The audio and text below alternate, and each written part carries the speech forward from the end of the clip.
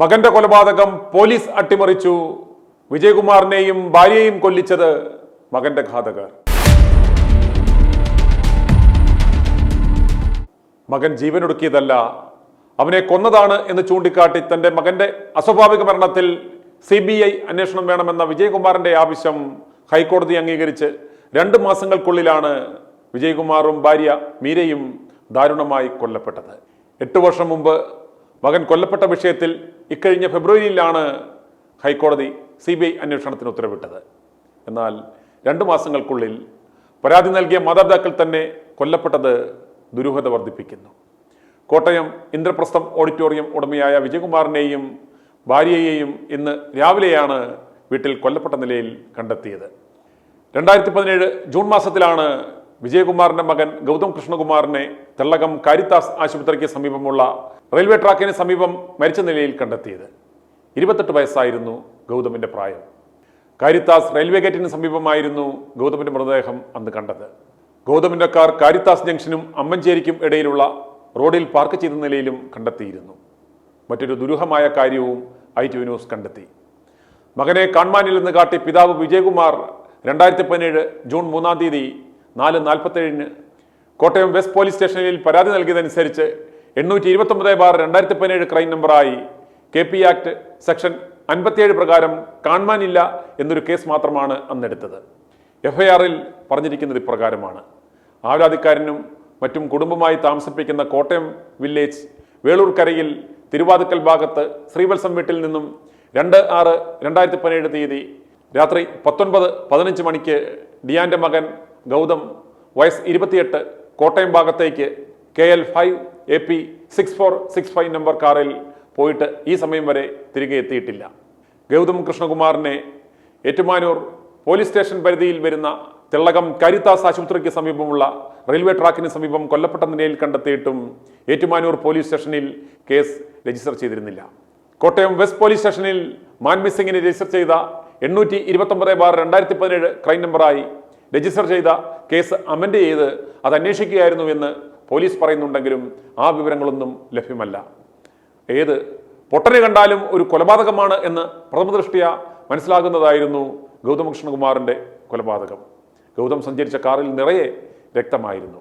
കഴുത്തിൽ ഉൾപ്പെടെ ആഴത്തിൽ മരണത്തിലേക്ക് നയിക്കത്തക്ക മുറിവുകൾ ഉണ്ടായിരുന്നു. മൃതദേഹം റെയിൽവേ ട്രാക്കിലായിരുന്നില്ല, സൈഡിൽ കൊണ്ട് കിടത്തിയ നിലയിലുമായിരുന്നു. പോലീസിന്റെ ഭാഷ്യമായിരുന്നു ഏറ്റവും രസകരം. മൂർച്ചയുള്ള ആയുധം ഉപയോഗിച്ച് ഗൗതം കൃഷ്ണകുമാർ സ്വയം കഴുത്തിൽ 1-ലേറെ തവണ മുറിവേൽപ്പിച്ചു, സ്വയം ഇല്ലാതെയായി എന്ന് കേസ് ഡയറി പരിശോധിച്ച് വ്യക്തമായി പഠിച്ച ശേഷമാണ് ബഹുമാനപ്പെട്ട ഹൈക്കോടതി കേസന്വേഷണത്തിൽ പോലീസിന് ഗുരുതരമായ വീഴ്ചകൾ ഉണ്ടായി എന്ന് കണ്ടെത്തി CBI അന്വേഷണത്തിന് ഉത്തരവിട്ടത്. ഗൗതമിന്റെ കഴുത്തിൽ ആഴത്തിലുള്ള മുറിവും കാറിൽ രക്തവും ഉണ്ടായിരുന്നു. മൊബൈൽ ഫോൺ അടക്കമുള്ള വിലപിടിപ്പുള്ള വസ്തുക്കൾ കാറിൽ തന്നെ ഉണ്ടായിരുന്നതിനാൽ മോഷണത്തിനു വേണ്ടിയുള്ള കൊലപാതകം ആകാനുള്ള സാധ്യത പോലീസ് തള്ളിക്കളഞ്ഞിരുന്നു. എങ്കിലും ഒടുവിൽ പോലീസ് അതൊരു ആത്മഹത്യയാക്കി മാറ്റി കേസ് റെഫർ ചെയ്യുവാൻ ശ്രമിച്ചു. തന്റെ മകന്റെ മരണം ആത്മഹത്യയെന്ന് എഴുതിത്തള്ളുന്നതിനെതിരെ വിജയകുമാർ ഹൈക്കോടതിയെ സമീപിച്ചു. കുടുംബത്തിന്റെ അഭിഭാഷകനും മുൻ ഡയറക്ടർ ജനറൽ ഓഫ് പ്രോസിക്യൂഷനുമായിരുന്ന അഡ്വക്കേറ്റ് ആസഫ് അലി പറയുന്നത് കേൾക്കുക. മകൻ രാത്രി ഒരു 8 മണിക്ക് അമ്മയെ വിളിച്ച് പറയുന്നു, അമ്മയെ ഭക്ഷണം എന്തോ വേണോ വേണ്ടെന്ന് പറയുന്നു. പിന്നെ മകൻ വീട്ടിൽ തിരിച്ചു വരുന്നില്ല. രാവിലെ ഈ ഇപ്പോൾ കൊല്ലപ്പെട്ട വിജയകുമാർ പോലീസിൽ പരാതി കൊടുക്കുന്നു, മകനെ കാണുന്നില്ല. റെയിൽവേ കാരിത്താസ് ഹോസ്പിറ്റലിന്റെ അടുത്ത് റെയിൽവേ ട്രാക്കിൽ അദ്ദേഹത്തെ കാണുന്നു, ട്രാക്കിന്റെ സൈഡിൽ. കുറച്ച് കഴിഞ്ഞപ്പം പോലീസ് നോക്കുമ്പോഴാണ് 204 മീറ്റർ വിട്ടിട്ട് അദ്ദേഹത്തിന്റെ കാറ് നിറയെ രക്തമാണ്, പൂൾ ഓഫ് ബ്ലഡ്. അത് പോലീസ് അന്വേഷിച്ചിട്ട് പറഞ്ഞു ഇത് സ്വയം ഉണ്ടാക്കിയ ആത്മഹത്യയാണ്, സ്വയം വരുത്തിയ പരിക്കുകൾ മൂലമുണ്ടാക്കിയ ആത്മഹത്യയാണ്.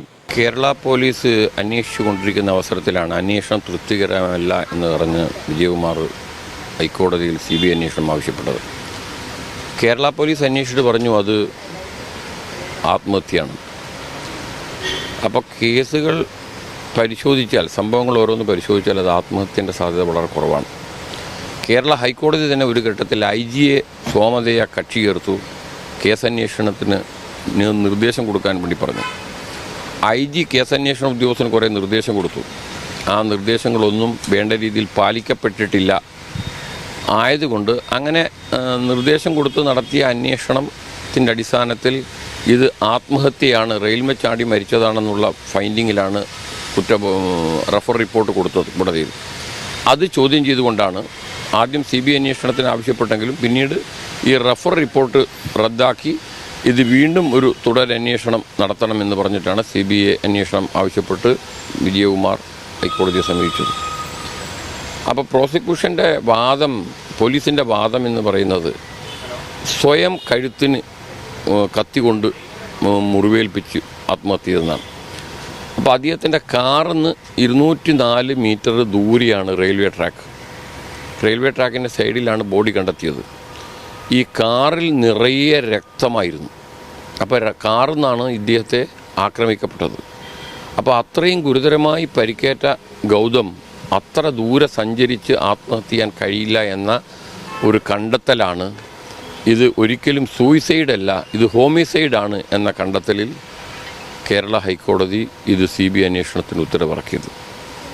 അന്വേഷണം ആരംഭിക്കുന്ന ഘട്ടത്തിലാണ്, 2 മാസമേ ആയിട്ടുള്ളൂ ഇപ്പോൾ അന്വേഷണം ആരംഭിച്ചിട്ട്. ഇങ്ങനെയൊരു വളരെ ദാരുണമായ സംഭവം പുറത്തു വന്നു.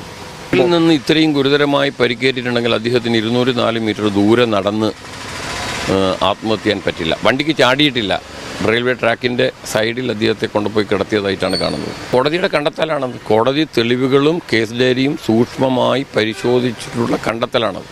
അതാണ് ഫോൾട്ടി ഇൻവെസ്റ്റിഗേഷൻ. അതുകൊണ്ടാണ് കോടതി CBI അന്വേഷണം ഉത്തരവിറക്കിയത്. ആ അന്വേഷണം ശരിയല്ല എന്ന ഹൈക്കോടതിയുടെ കണ്ടെത്തലാണ് CBI അന്വേഷണത്തിലേക്ക് എത്തിച്ചത്. വിജയകുമാറിന്റെയും ഭാര്യയുടെയും കൊലപാതകം വ്യക്തിവൈരാഗ്യത്തെ തുടർന്ന് മുൻ ജീവനക്കാരനായ അന്യസംസ്ഥാന തൊഴിലാളി നടത്തിയതാണ് എന്ന് പോലീസ് പറയുമ്പോഴും ഉത്തരം നൽകുവാൻ ഇവർക്ക് സാധിക്കാത്ത പല ചോദ്യങ്ങളും അവശേഷിക്കുന്നു. ദമ്പതികളുടെ ശരീരത്തിൽ വിലപിടിപ്പുള്ള സ്വർണ്ണാഭരണങ്ങൾ ഉണ്ടായിരുന്നിട്ടും അതെടുത്തിട്ടില്ല. അലമാരകളും ഷെൽഫുകളും കുത്തിപ്പൊളിച്ചിട്ടില്ല. എന്നാൽ സുപ്രധാന വിവരങ്ങളുള്ള 3 മൊബൈൽ ഫോണുകൾ കാണുന്നില്ല.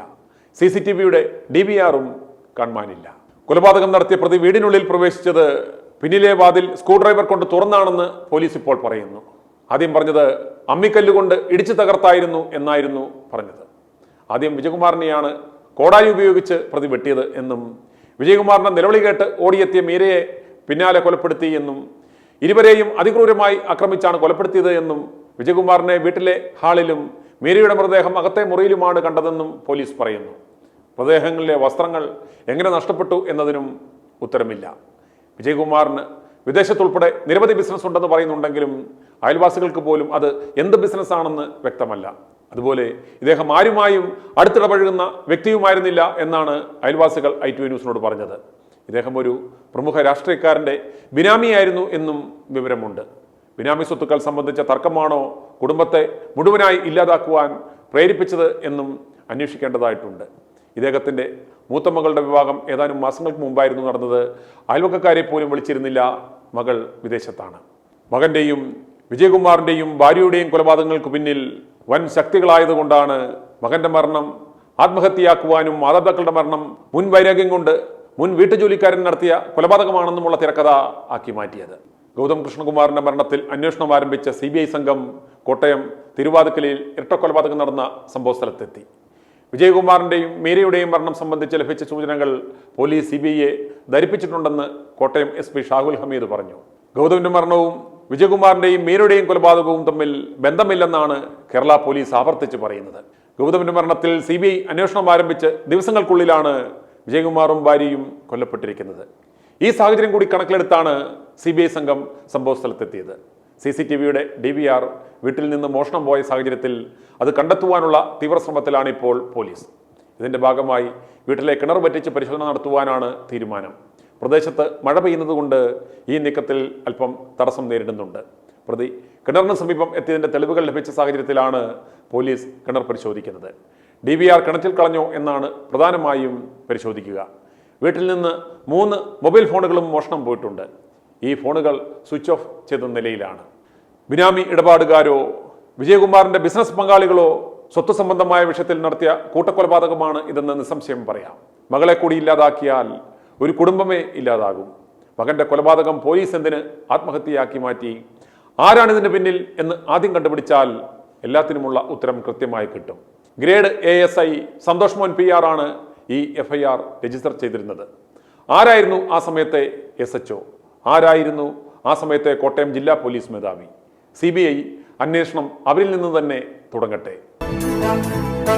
i2i News, an eye for truth. i2i News subscribe ചെയ്തിട്ടില്ലാത്തവർ ഇപ്പോൾ തന്നെ സബ്സ്ക്രൈബ് ചെയ്യുക. നോട്ടിഫിക്കേഷൻ ലഭിക്കുവാൻ ബെൽ ബട്ടണും അമർത്തുക.